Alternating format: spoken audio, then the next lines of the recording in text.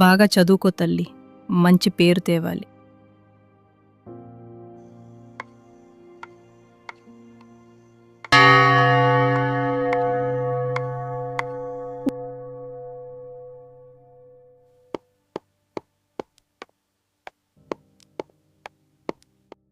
అమ్మా, ఈ గడియారంలో ముళ్ళులు ఎందుకు ఎప్పుడు పరిగెడుతూనే ఉంటాయి? అది ఒక పెద్ద కథ అమ్మా. ఇప్పుడు నీకు అది అవసరం లేదు, వెళ్ళి చదువుకో.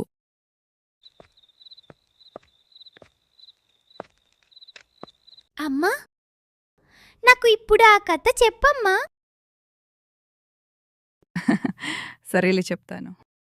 ఒక ప్రశాంతమైన అందమైన అడవిలో ఒక చిన్న కుటీరం ఉండేది.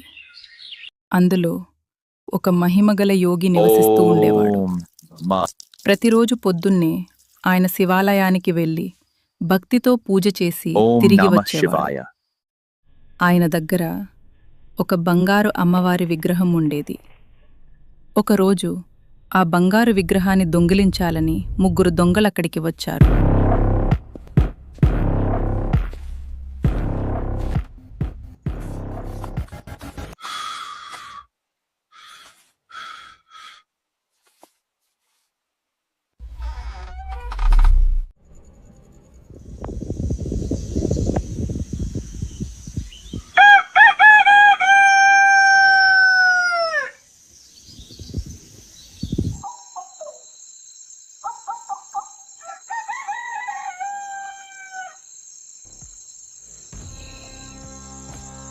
కోడి కూత వినగానే పూజ సమయమైందని గ్రహించిన ఆ ముని నెమ్మదిగా లేచి తన కమండలం తీసుకుని శివాలయానికి బయలుదేరాడు. వాడు వెళ్ళాడు.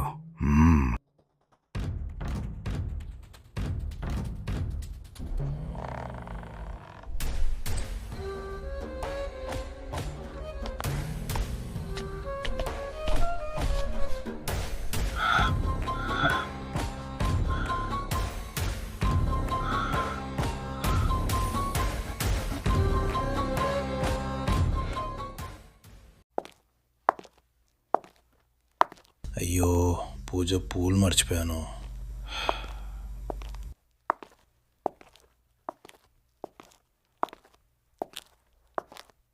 రేయ్, మీరా శబ్దం విన్నారా?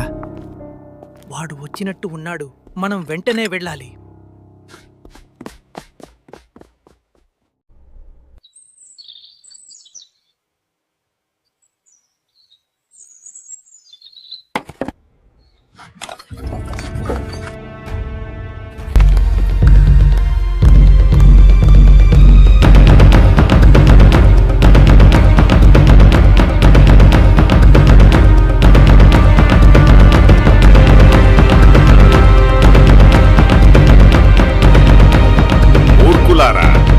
నేటితో మీ పాపం పండింది.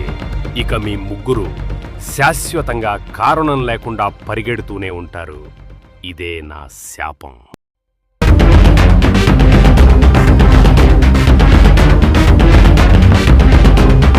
నా కాలు కదలటం లేదు. అసలు ఏమైంది? మనం ఇక్కడే తిరుగుతున్నాం. ఇంకా ఎంతసేపు?